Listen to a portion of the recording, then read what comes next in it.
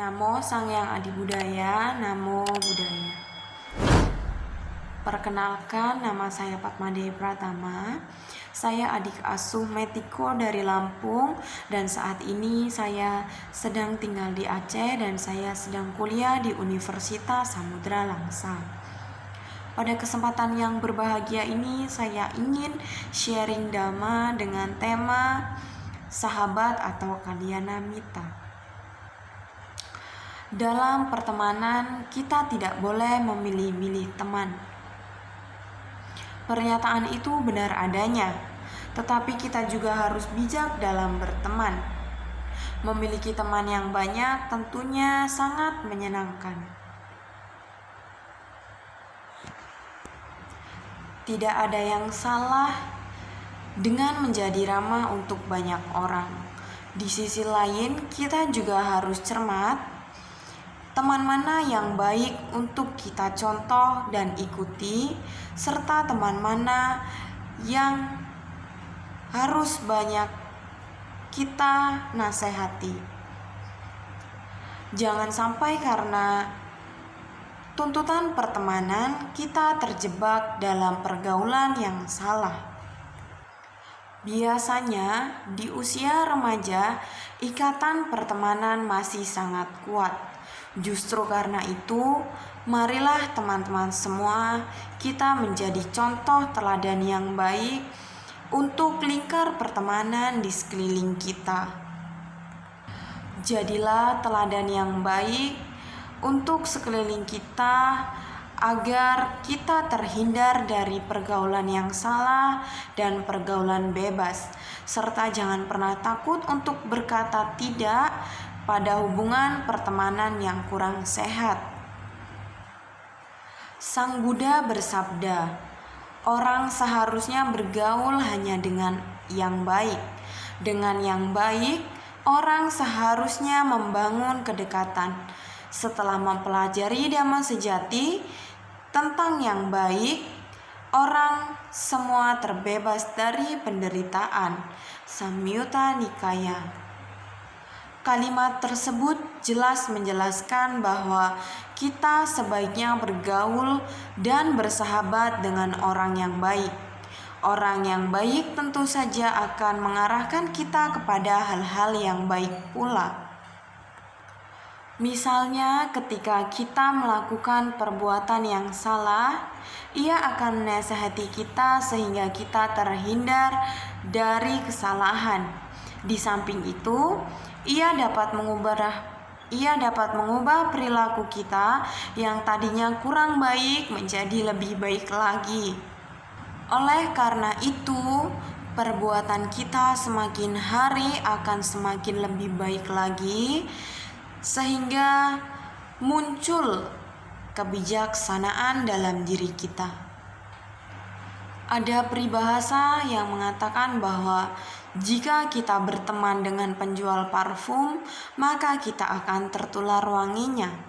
Jika kita bergaul dengan orang jahat, maka kita juga akan menjadi orang jahat yang akan membakar diri kita sendiri dan menimbulkan penderitaan. Tetapi, jika kita bergaul dengan orang yang baik atau sahabat yang baik, maka kita juga akan menjadi orang yang baik. Mulai dari sekarang, hindarilah bergaul dengan orang jahat. Bergaul dengan orang jahat bukannya menjadi teman, malah bisa menjadi lawan. Orang jahat akan menjerumuskan kita ke jalan yang salah sehingga mengakibatkan kita akan terjatuh ke dalam jurang penderitaan. Jika sudah mengetahui hal-hal ini, maka carilah sahabat yang baik mulai dari sekarang. Carilah sahabat yang bisa kita contoh perbuatan baiknya. Carilah sahabat yang bisa membantu kita, dan carilah sahabat yang bisa mengarahkan kita kepada hal-hal yang baik. Dalam Sigalowada Sutta Digha Nikaya dijelaskan bahwa ada 4 sahabat yang kita butuhkan, yaitu yang pertama adalah sahabat penolong. Sahabat penolong adalah sahabat yang menjaga kita ketika kita dalam keadaan lengah. Ia mengerjakan sesuatu, ia memberikan bekal 2 kali lipat dari apa yang kita butuhkan. Yang kedua adalah sahabat di waktu senang dan susah. Sahabat di waktu senang dan susah adalah sahabat yang menceritakan rahasianya dan rahasia temannya.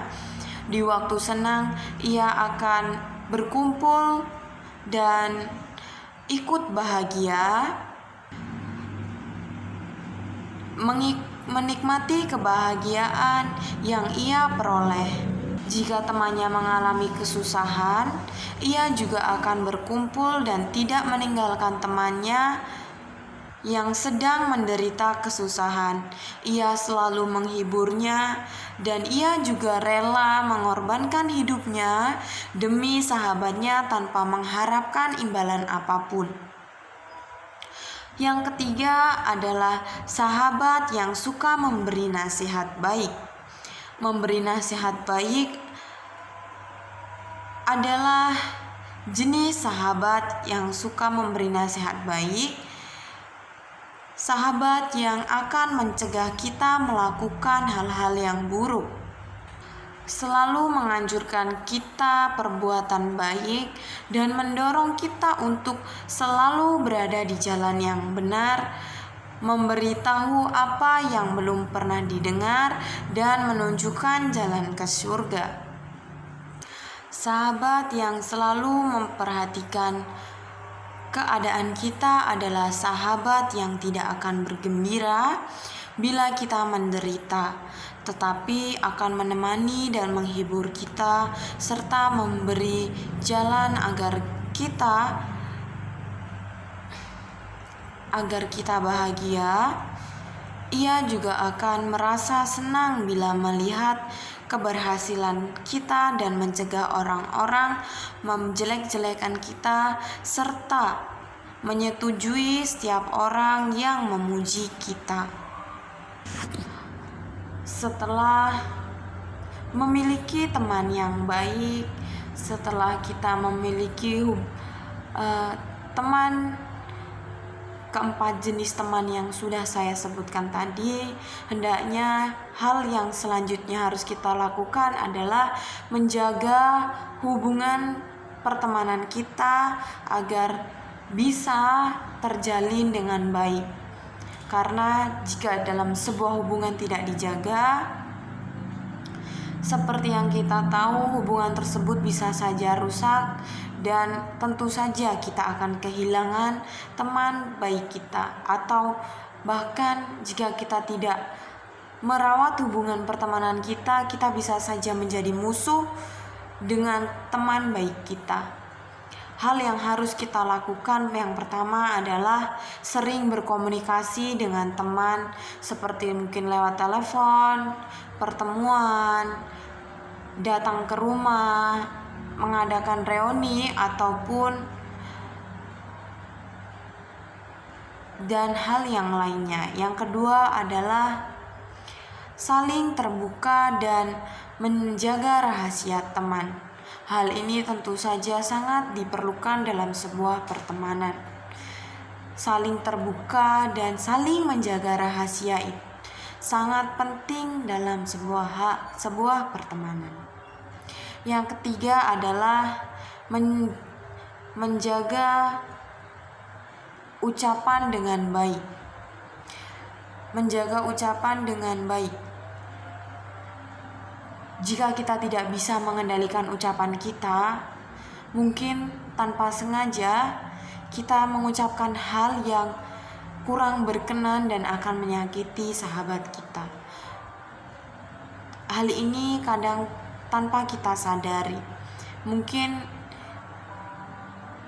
kita tidak sengaja berucap salah sehingga menyakiti teman kita. Jadi untuk itu, agar hubungan kita tetap tetap terjalin dengan baik, hendaknya kita bisa menjaga ucapan kita. Yang keempat adalah ketika kita mendengar berita buruk tentang teman kita, hendaknya kita harus mencegah dengan kata-kata yang baik dan pengertian. Demikian tadi Dhamma Desana singkat yang bisa saya sampaikan, sharing Dhamma singkat yang bisa saya sampaikan. Apabila ada kesalahan kata, saya mohon maaf. Saya akhiri. Namo saya Adi Budaya. Namo Buddhaya.